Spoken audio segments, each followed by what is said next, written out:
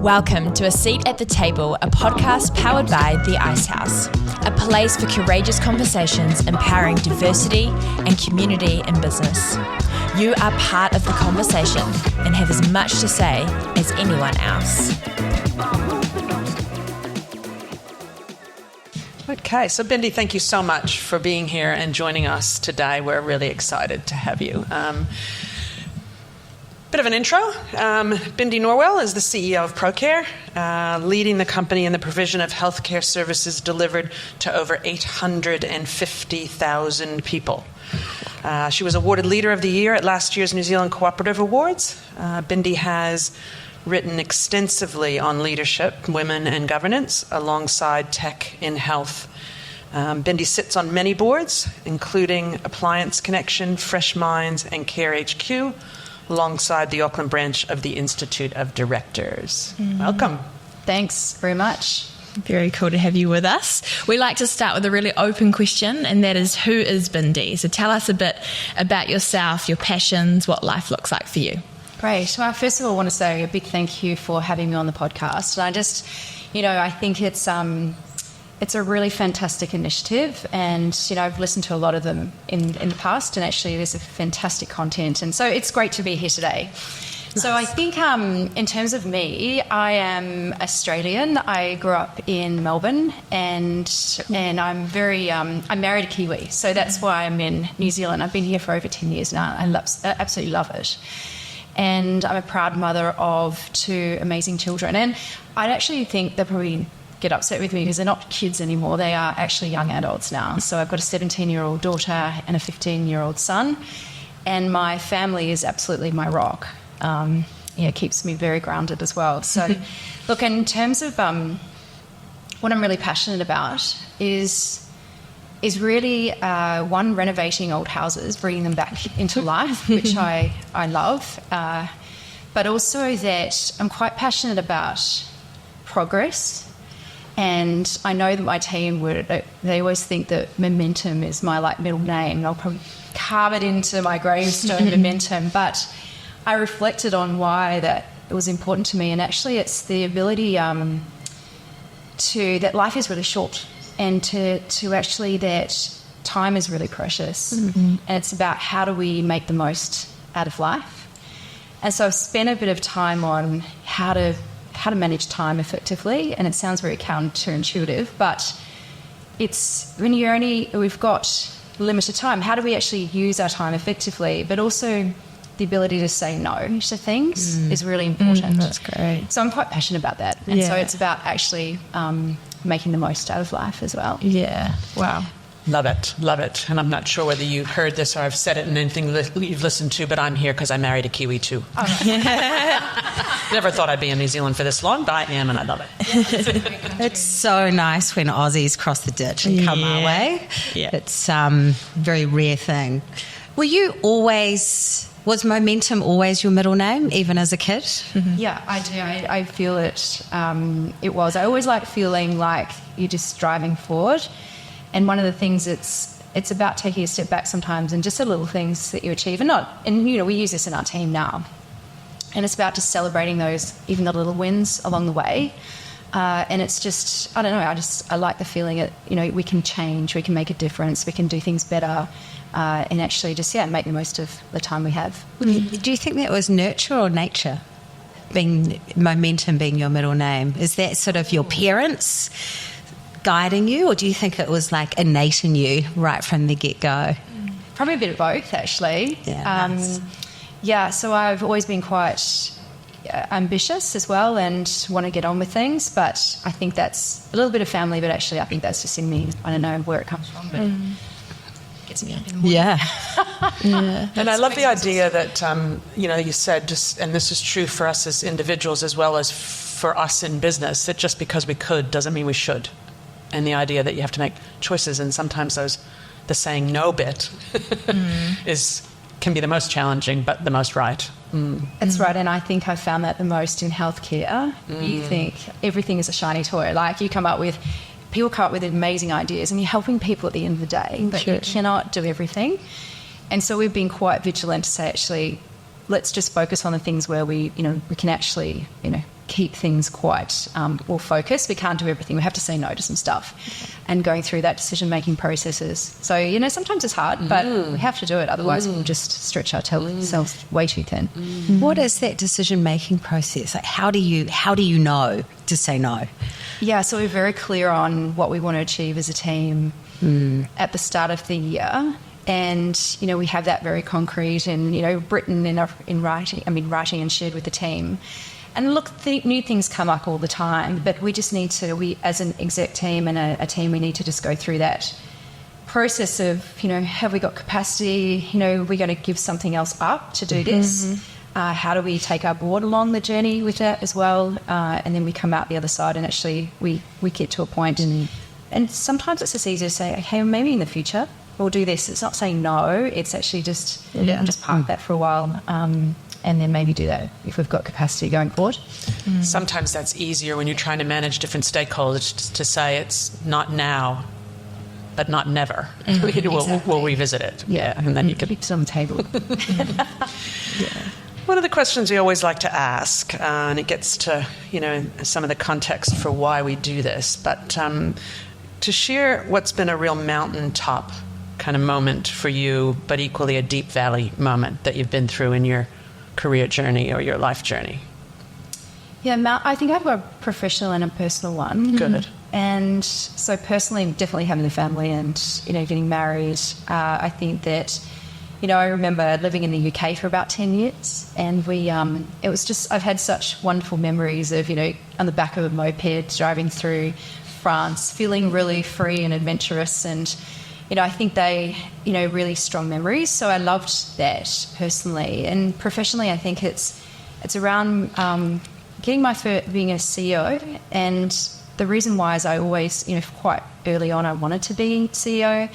And the reason why is when I was early on in my career, I noticed that I kind of just saw the way some organisations worked. Sitting a long time ago, sitting at the table where we thought we had to be sitting there at 10 o'clock at night and half the people looking at the internet because they just felt that they had to show that they were dedicated.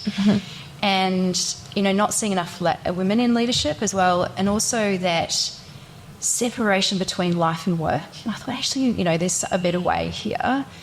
And so I really wanted to be in that kind of the ability to actually drive change, set a tone, set a culture. And so when I first became CEO about 8 years ago, that was a big defining moment. So yeah, that's cool. And what about the deep valley? What about the things that have shaped things for you from a different perspective? I vividly remember 3 months into being at Procare. And forget it. And it was the Delta pandemic. And so, I was new to health, so I really felt completely out of my depth. Like we've been through COVID before, but being in the health response, right in the heart of it, I was quite blown away by it. And then Jacinda got onto the television one night and she said, oh, by the way, from tomorrow we're going to have rats available from all general practices across the country. And we don't even have rats at all. Like, what is going on here? Like, we all went into a panic. And then our team, bless him, he's got one of his trucks that he uses on his farm. He went and picked up his truck, went and picked up 16,000 rats, and we delivered them out to all of the practices the next day. Wow. And, I just went, wow, I was blown away by our team. But what I realised is, even though we're in the heart of it, that I learnt a lot from it. And I learnt to let go and stop trying to be in control all the time and actually trust my team. We've got amazingly capable people who've been through a lot and have got this. Yeah. And I was amazed by their capability. And I actually just learnt to let go. And it's about empowering them to do fantastic work and, be the best. So, yeah, I felt tough time, but I came out really learning a lot from that. Yeah. Wow. That's amazing. I don't know whether you heard me say it, but I got goosebumps. There's something about somebody who goes to his farm and picks up a truck. Yeah. Because Same. I was just like, he knows something needs to happen. Yes. And this, in your world, there's so much outside your control, and yet the ability to take control and go, I could do this. Yeah. Wow, that's What were the steps to get him to grab the truck and load them up? Like, was there sort of an emotional response at first, like, oh my God, you know, and then you sort of let the amygdala calm down, and then did you sort of curate that, or was he the one that just did it? Wow. Yeah. And, you know, he's super passionate about healthcare. He's been in the organisation for a while. It's probably not his first time he's seeing something that you need to respond to. And, he just stepped up and he just went over and above. It's just, it was great. It's just case in point, because I think some people still struggle, although fortunately not as many, to understand what leadership actually is. And it's a process. It's not a position. I mean, yes, of course, we have positions of leadership, but that's when you see somebody who gets what it means to lead. Yeah, totally. Always blown away by our team as well. But that doesn't happen by chance. No. I mean, that's the leadership culture you've created or fostered, in the organisation. It's got to come from the top. Yeah. It's Yeah. What do you think your leadership attributes are? Yeah, I think that, I've learned a lot over my time about, I think it's in my role is to empower others, really. Yeah. And it's not about me. And it's about actually really celebrating amazing capability. Just to give you an example, we've got doctors on our team. We've got amazing, obviously comms professionals. We've got, nurses. We've got people that are, have got a phenomenal experience. I couldn't ever even dream to do what they do all the time. But look, I think, it's about, just giving them the chance to be their best. Also failing fast. I think we don't always get it right, and actually giving people space that we're not always going to get it right, but just to be really honest and open, and we can get through it. I'm quite transparent as a leader, and we have kind of a policy, or a no surprises policy. Like, they always talk about cheers and see, having that no surprises policy, but I use that philosophy with our team because, I want us to be able to have those conversations and lean it, face into things that we need to as a team, work it out together. That's awesome. Yeah. If you could give yourself a piece of advice at the start of your career journey, what would that be? Yeah, I think I feel getting really clear with what you want to do as well, and what you really are driven by and quite passionate about, and then once you do that, is be really quite committed to that journey. And I've got this story that I loved hearing, was about, bamboo. So bamboo sits under the ground for a time, and you can water it every year, and you go, year one, you look after it, you water it, year two, year three, year four, nothing happens still. Then in year five, it suddenly kind of sprouts into action, and, it grows 80 feet in 6 weeks. And I've, you learn a lot. It's over a metre a day. It's huge. But then you learn a lot around, sometimes you just need to stick to what you really want to do through the tough times and the good times, because eventually you'll get there. Yeah. And it can be way bigger and way better than you ever imagined. And so I think I've learned that persistence is kind of key, and actually just you're walking through those, those tough times, and it's not always going to be easy. But actually, I think don't give up. So that's what I've learned that over the years. That's cool. Awesome. I want to take a moment for culture a little bit, and I can tell your values of setting culture are coming through already, creating a space where people can be transparent, can fail fast, that sort of thing. But you have talked a little bit about business leaders needing to find their culture superpower to achieve the best that their employees can be, and employee engagement, and in turn business performance as well. What are your top lines of advice for creating that culture superpower? Yeah, so I think we've spent a long time on just understanding where we want to get to as an organisation, and really kind of what really unites us as a purpose. And then we've spent, how do people actually kind of contribute to that overarching what we're trying to achieve? And that's really important to feel people feel part of that whole kind of ecosystem in the organisation. But then the key thing I think is celebrating the success along the way, and even the little things that we achieve as a team, and actually recognising that when people stand out, like that example, really going over and above, that we actually recognise people and say thanks. And I'm a big believer in getting feedback, and sometimes feedback really hurts. Honestly, you don't want to, you hear it and just go, oh. But if you use that feedback and do something about it, I think that's where people go, actually, you're really listening to what I believe. And it's usually, you can do that through individually or through those, surveys. So if we actually do make changes on the back of feedback, that's a key as well. So I think culture is super, super important. And I think that, we're people businesses at the end of the day. Yeah. As a leader, how have you dealt with receiving feedback? Like, has that been something you've had to work through or come naturally? Or I've made an effort, and I do 360s as well with my board and the team, and you just. I think it's a gift, right? You just have to think it's a gift. Yeah. It's really good to get feedback, and I know it's not always the feedback that you want to hear, but I think unless we face into stuff, we'll never change as people, and so. Yeah, seeing it as a gift. Yeah. Yeah. Love it. That's cool. Love it. Because it is. It absolutely is. Yeah. Sometimes it's one you kind of would rather. Whoa. But I think the other important thing that, you've just said, Bindi, is if you're going to ask for feedback, you need to do something with it. Otherwise, the next time you ask, people are going to go, well, why would I say what I think? Nobody.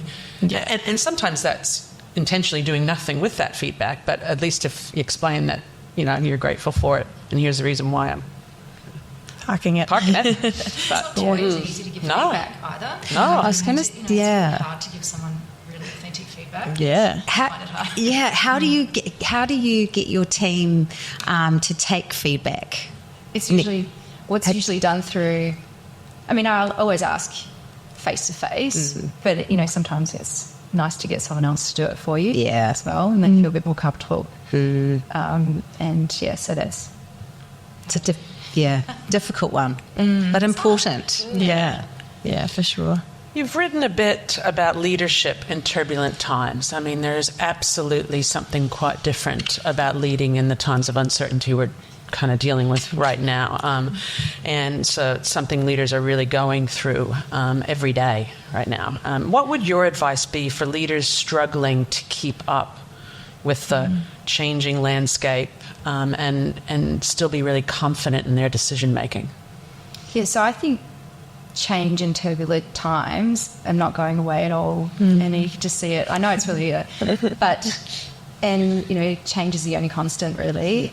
And I think that, from my experience, as I said, we've got, we spend time on where we want to get to as an organisation, but also if the goalposts change, because you can't predict everything, something comes up, it's a crisis or whatever happens, that actually I think it's really important that if you do go off course or change, that actually explain the reasons why, be really transparent about that. And people I think they're way more forgiving and way more on board with a situation if you explain exactly why you're doing it, and quite reasonable. And I think that's what I've learnt. And then actually when we've had to make changes, actually, if people are on board, they get behind things and actually get way more sort of outcomes because of that. So honesty, transparency, things come up. You can't predict everything, but you'd be honest about those changes. Yeah, if only we all had, crystal balls or something like that. But dreams are free. It is what it is. But yeah. What about resilience during these turbulent times?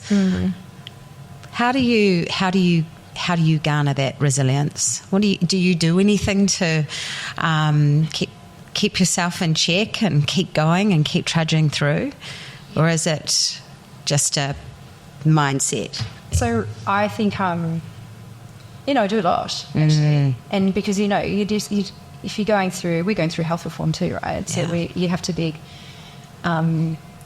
resilient. And I spend a bit of time. I love meditation, and just cerebral breathing, and just making sure that you get that focus first thing in the morning and in the evening, and just spending time on really kind of putting things back in perspective. I get outdoors a lot and do a lot of walks, long walks, and spend time with family, my friends. So I think things that ground you as well. But I think you need to be quite conscious with your time, and spend a bit of time on having that thinking time as well. Good for you. I love that. All of that just gives perspective, to what's important in life. And like, there's a bigger word out there, I find, when I go out in nature or whatever, and I'm like, oh wow, there's so much more around me than just my world. And that can help, ground us through those hard times for sure. Yeah, that's interesting. Yeah, I think having a good holiday yes, is another thing. We actually have something booked in the future. Yeah. You've got something to look forward to too, so. Yeah, that's cool. So you're in a sector, Bindi, you just talked about the healthcare reform. Just, full of challenge, equally opportunity. But, Procare has quite a few responsibilities in the healthcare sector. But what do you see as Procare's core business? It's interesting because when I first came into the role, I realised actually we do quite a bit across health. And so, obviously we support healthcare practices is, kind of core, making sure that, the 850,000 people, but we also span across virtual health, huge mental health and wellbeing operation as well. We do telehealth. Wow. So I really had to think about what actually combines us. What's our North Star? How do we all kind of get on the same hymn sheet here? So we spent a bit of time on that and worked out that we're all really here to support and uplift the health and wellbeing of Aotearoa. And whether we were supporting a healthcare practice or personally or someone one-to-one, that actually combined us. So, that's what we really live and stand by now. So that's what we're here to do. We're the largest primary care organisation in New Zealand, supporting and uplifting the health and wellbeing of Aotearoa. So, wow. That's cool. That's very clear. How did you find yourself in the health sector? Like, was that an interesting transition for you personally in your career? Yeah, well, when I was approached about the role, and obviously I was quite new to the healthcare sector, but I think what they wanted was someone that was, up for transformation and a bit of change, and that probably had a different perspective as well and bring a new lens to it. And I think because what we need, we spend a lot of time on, is actually we need to change the way we do things as well. And I think we need to have a bit of courage to be able to do that. And so sometimes it's a bit easier if you have that outside perspective. Yeah.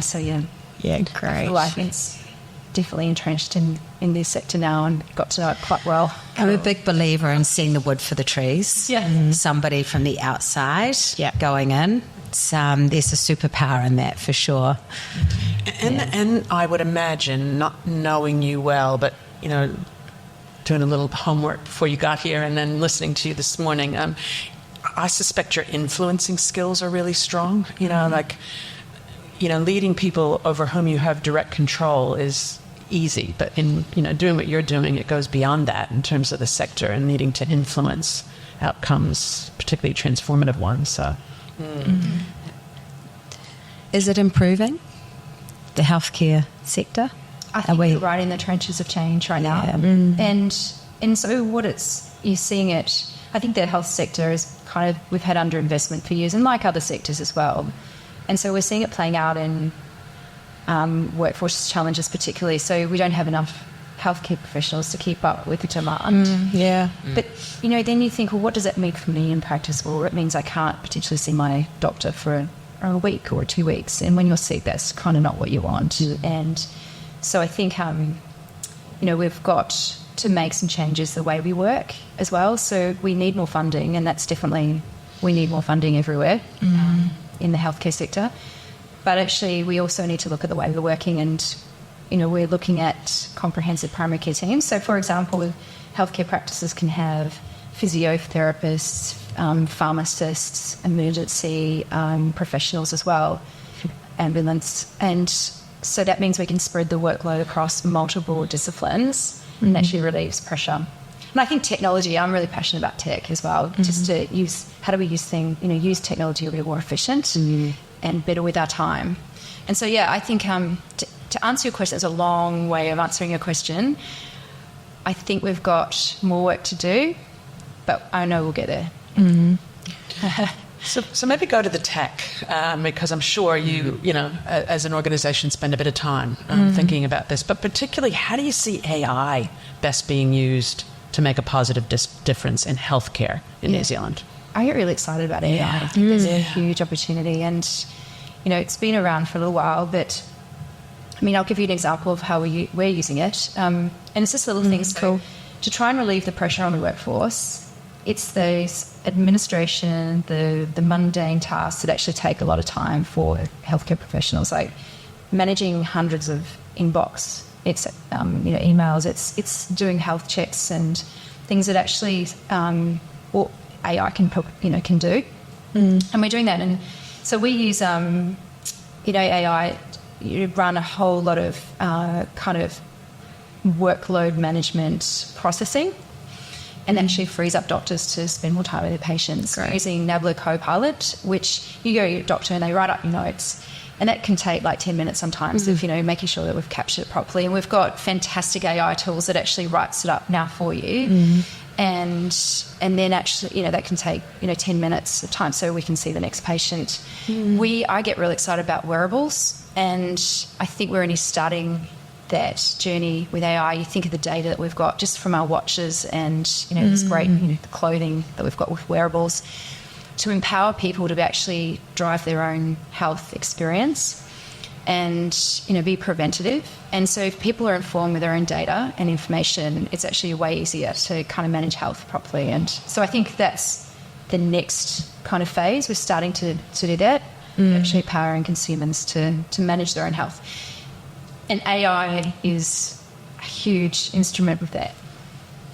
Is there a converse in that, just curiously, though, as the more people kind of self-diagnose and get into things online and arrive at the doctor not thinking they already know what, Yeah, there's a little bit of that. But if you think that if you can do a lot of the measurements from your own home, you don't necessarily always have to go to a doctor. And so there's some fantastic tools and kits and information that you can actually monitor your own health, particularly if you've got an ongoing thing that you need to monitor in the comfort of your own home, using virtually as well, and then just see the doctor when you really need to. And I think that's quite empowering for people. Some people live miles away from the doctor, and we always encourage people to go to the doctor, but if you can actually monitor some of it to a certain extent, it's very helpful. And actually you can it gives peace of mind as well. Makes sense. You mentioned a bit about funding and the need for funding as well. I want to take just a moment to see, from your perspective, is there anything the government can be doing to support you guys better and the healthcare better? Like, what would you like to see as a healthcare leader? I'd like to see more funding. Yeah. Definitely. I mean, that's ultimately, I think that would relieve a lot of pressure. Yeah. And, it breaks my heart when I go out to see GP clinics and healthcare practices when they're, using their own bank overdraft to pay their team. Wow. These people spend their day in, day out supporting their patients. Something's not quite right. And so I think, that would definitely help. And but it's also what I was saying before about we could be a bit smarter with our time, try and relieve some of the pressure in other ways, because that the economic environment now, we've got to be realistic with the amount of funding available. So it's about how do we actually make life a bit easier, do things better, smarter, and think differently. But yes, we could absolutely do with more funding. And would that funding go to, like you're saying, paying really skilled doctors and actually workforce? Is that where you think it'd be best spent? Yeah, we need more workforce. So I think we need more training programs, encourage more people to be doctors and GPs and nurses and, in primary care. And, it's about actually making sure that we're looking after the workforce that we have. We don't want people going over to other countries. How do we stop them? Yeah. When they're paying them so much more. So much more. But we really need to retain our fantastic workforce here and actually encourage people to come over to New Zealand. Such a great country as well. And so there are programs that we do that. Yeah. People from the UK coming over, and other countries. But I think there's a lot of work we can do about just nurturing what we've got as well, and making it a really attractive industry that we work in. Like, it's, we've got some amazing people, and actually it's a great place to work as well. Yeah. And I see just the joy that people get, actually very purpose-led. You're helping people, you're making a difference. Yeah. There's great career choices. So, I think, we need to do more, though. Yeah, totally. That's really interesting. We like to ask this question to every guest that we have on A Seat at the Table. What does a seat at the table mean to you? So it's like, I think it's like being at a dining room table with my ELT especially. And so I feel really, a seat at the table is really kind of working alongside our team. We've got like, it's one of our values is that, yes, the buck stops with me, and I totally understand that, and, I'll take that, but actually it's about how do we really celebrate and use the great capability we've got across the team, that we work kind of collaboratively on that. Yeah. So everyone brings fantastic skills, and we actually learn a bit more about what we all bring and our styles as well, and how we can bring the best out of everyone, and be quite challenging as well, with our own nuances and personalities, and that's fine. So it's kind of, I feel really privileged to work alongside my team. That they're really great. How many in your team? The ELT? How many around the table? 8. Yeah. It's a big team. Quite a big team. And the reason why we do that is because we do have, we need specialist skills. So have you crafted that team personally, like in terms of the skill sets that you've needed and around the table to support your skill sets and the gaps and the weaknesses? Has that been purposeful decisions? Yeah. Totally. And we've brought in a lot of equity lens as well. So we've got a Kai Whakahara Māori who's on our ELT, and just making sure we've got an equity lens so we can really understand what the needs culturally, and not only within our own team but also the needs of our communities. Absolutely. What are different perspectives of Māori, Pacific, Asian communities that obviously may want help in a different way to everyone else. Yeah. And so it's so we've brought in different lenses depending on what we need to do to drive forward as an organisation. Bringing commercial lens too. We always need to make sure that we're being smart and prudent with our money. Yeah. And that, so I think, so yes. Yeah, that's fantastic. How do you spot the stars? How do you spot the stars? How do you see the people that that have the potential to be in your senior leadership team? What do you look for in them? So I look for people that a lot of attitude. It's about attitude and the way, the style, with like kind of how they kind of lead people themselves, and that how they work collaboratively, but also, I really see it when, not that you want to go through a crisis every day, but when you go through something, you really see how your team steps up and, that they just get behind something. And that's what you go, wow, I full respect for that. And so, I think, but I think it's much around how you can work with people. You need the skills, but actually that is the secret sauce, I think, actually how you treat others and work with others. Yeah, nice, yeah. Yeah. And you can see that. Yeah. You can see that. Yeah. A Marloff. Yeah. Yeah, definitely. And you stepped into this role 3 years ago. It's been a crazy time in the sector, and as you say, you'd be observing and watching people in terms of how they cope, but seriously, what a journey. Mm-hmm. Yeah, it's been the biggest thing I can remember is the uncertainty, but you get a bit more comfortable with being uncertain, and then you sort of have to kind of be a bit more agile and a little bit just to say, how do we actually work through that together? So, look, there's more to come as well, but you just get through. No doubt about it. Get through, and if you're driving outcomes, then what we need is outcomes at the end of the day, and we need to see better health outcomes. We need to see our population thriving and being able to access healthcare, and also be respective of cultures and communities. So if we can see some kind of wins in that way, I think that gets us through as well. Yeah, amazing. So you've had quite a bit of experience in governance roles. Can you talk to us a little bit about what advice you'd have for women who want to enter into the governance space, into governance roles, and what you've learnt yourself in this space? Yeah, I think you need to be quite passionate on it, and you need to know what you bring to the table with it, and that goes without saying, I know. But I think I think it's a bit more of a marathon, and this is just my experience, a bit more of a marathon, not a sprint, and you need to be quite persistent with it, and it's not for everyone. So I think pursuing getting to know people, great networks, what you bring to the table as well is important, and it takes time sometimes. Some people maybe not.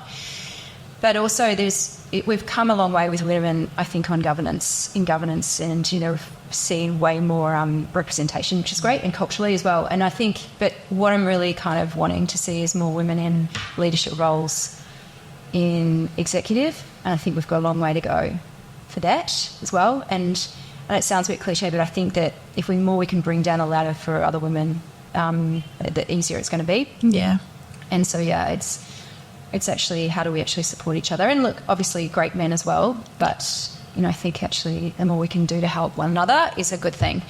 So I think, governance, I think, it's a pretty tough gig as well. You need to be quite passionate about it. Yeah, wow, that's interesting. Very rewarding, and I've given a plug to the IOD because I love them. I think they're fantastic. They've been monumental in my own experience, and I think they've got fantastic, really good resources for people. So I really recommend the IOD, I really do. Yeah. Good. Awesome. We feel the same. Yeah. What type of person is right for governance roles? I think being resilient, passionate, and quite, I think, strategic as well. And actually, I think, so my own experience, I think boards work as partners with executive teams and organisations. And the more you can see the boards and execs working as in partnerships, yes, you need to govern, obviously, but if you use them, it's a bit more, as advisors as well. So it's about, if you're a governor, I think it's around how do you work with a team and get the best out of the team as well as govern. Yeah. And getting to know, nothing beats when you're in governance, getting to know the team, walking around, meeting people, understanding the organisation, and spending a bit of time. I think people, it's kudos to directors with that. Yeah. I think in New Zealand, given the size of most of our businesses, that line between, that people like to talk about strategy versus operations is not as clear. There's a bit of grey, more grey there than, and I agree that I think often it's getting in and know, getting to know the business. Totally. As opposed to just sitting at a boardroom table.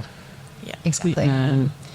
And I've seen it in our own board around, board members, kind of finishing their sentences with a question mark, not an exclamation point, because you're genuinely trying to work things out so you can give the best advice you can. But yeah, that's cool.